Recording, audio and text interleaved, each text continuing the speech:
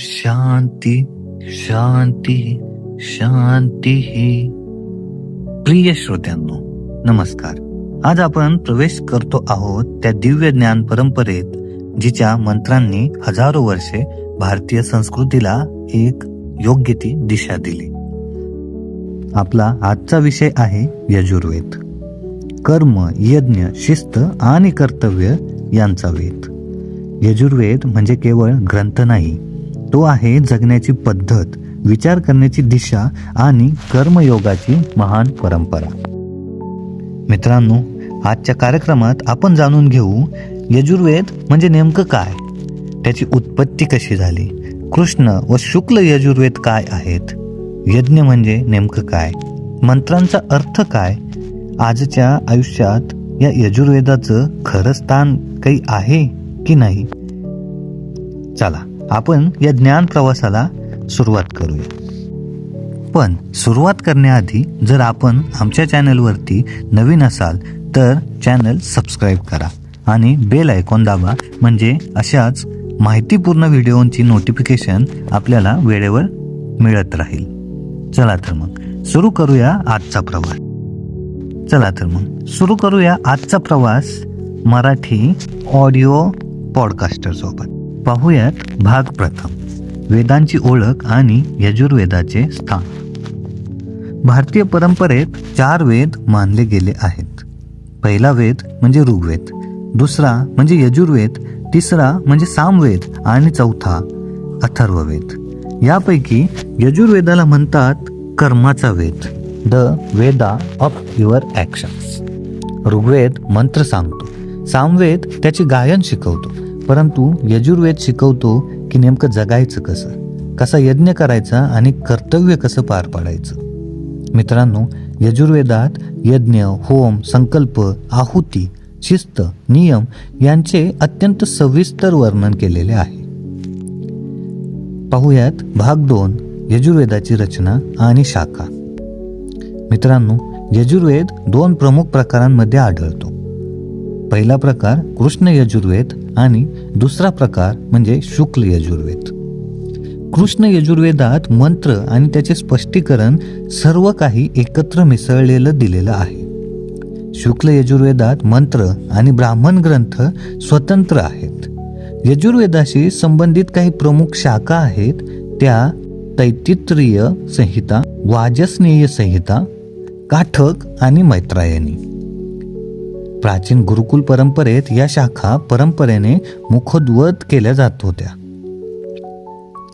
भाग 3 मध्ये पाहूयात यजुर्वेदाचे मुख्य तत्वज्ञान.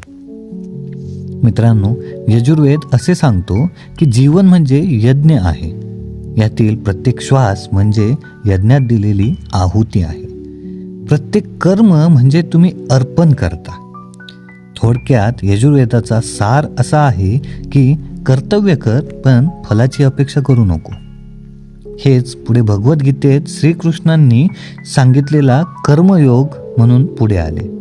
यजुर्वेद शिकवतो की तुम्ही शिस्त कशी पाळायची, संयम कसा आणायचा आहे, स्वानुशासन काय असतं, सत्य काय, अहिंसा, पर्यावरण संरक्षण आणि हे सगळं करता करता समाज कल्याण कसं करायचं.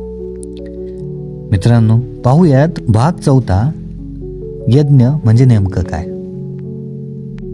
अनेकांच्या मनात प्रश्न असतो की यज्ञ म्हणजे फक्त अग्निकुंडात तूप घालणे किंवा काही लाकडं एकत्र करून त्यांना अग्नी देणे. तसं नाहीये. यजुर्वेद सांगतो यज्ञ म्हणजे देण्याची वृत्ती, तुमच्या स्वार्थाचा त्याग, तुम्ही समाजासाठी केलेलं कर्तव्य म्हणजे यज्ञ. आईचं प्रेम हा यज्ञ आहे. शिक्षकाचे अध्यापन हा देखील यज्ञ आहे. शेतकऱ्याचं पेरणं हा पण यज्ञ आहे आणि सैनिकाचं रक्षण हा सगळ्यात महान यज्ञ आहे. मित्रांनो, पाहूयात भाग 5, काही प्रसिद्ध यजुर्वेदीय मंत्रांची ओळख. ओम नमो भगवते वासुदेवाय. हा मंत्र जवळपास सगळ्यांनीच ऐकलाय ना, किती छान वाटतं ना ऐकायला. एक्झॅक्टली. इद न मम म्हणजे हे सर्व माझे नाही. मी फक्त माध्यम आहे ही यजुर्वेदाची शिकवण. यजुर्वेद आपल्याला शिकवतो की मनुष्य हे केंद्र नाही आणि विश्व हेच फक्त केंद्र आहे. मित्रांनो, पाहूया भाग 6, ज्यात यजुर्वेद असे सांगतो की नेहमी सत्य बोला, परधनाची इच्छा बाळगू नका, दुसऱ्यांवर कधी अन्याय करू नका, वडीलधाऱ्यांचा सन्मान करा, निसर्गाचा तुम्ही अपमान करू नका. मित्रांनो, यजुर्वेदानुसार निसर्ग हे दैवत आहे. पाणी पवित्र मानलं जातं, अग्नी पवित्र मानला जातो, वायू पवित्र मानला जातो, माती देखील पवित्र मानली जाते आणि आकाश देखील पवित्र मानले जाते. मित्रांनो, आजचा माणूस विचारतो की मला यातून काय उपयोग. हो ना, किती सोपा प्रश्न वाटतो ना आपल्याला, पण याचंही उत्तर अगदी तितकंच सोपं आहे बरं का. काम करताना एकाग्रता, जबाबदारीची जाणीव, नैतिक व्यवसाय, पर्यावरणाची काळजी आणि मानसिक शांती. शेवटी आयुष्यात हेच हवं असतं ना. मित्रांनो, यजुर्वेदाचे तत्वज्ञान आजही तितकेच लागू आहे, कारण माणूस बदलला पण जीवनाचे प्रश्न मात्र तेच राहिलेत. शेवटी यजुर्वेद कोणत्याही धर्मापुरता मर्यादित नाही.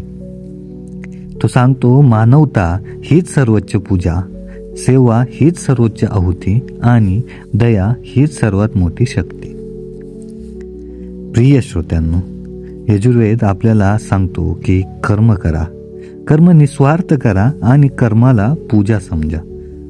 आपण सर्वांनी आपल्या जीवनाला एक यज्ञ समजले तर समाज, राष्ट्र आणि मानवजात दोन्ही उजळून निघेल. या ज्ञान यज्ञाचा समारोप करताना एक प्रार्थना, सर्वे भवन्तु सुखिनः, सर्वे सन्तु निरामया, सर्वे भद्राणि पश्यन्तु, मा कश्चित् दुःखभाग् भवेत्. आपण सर्व सुखी व्हा, निरोगी राहा आणि ज्ञानप्रवास सुरू ठेवा. ओम शांती शांती शांती. तर मित्रांनो, आपला कार्यक्रम इथेच संपतो. पुन्हा भेटूया नवीन वेदासोबत पुढील भागात. धन्यवाद.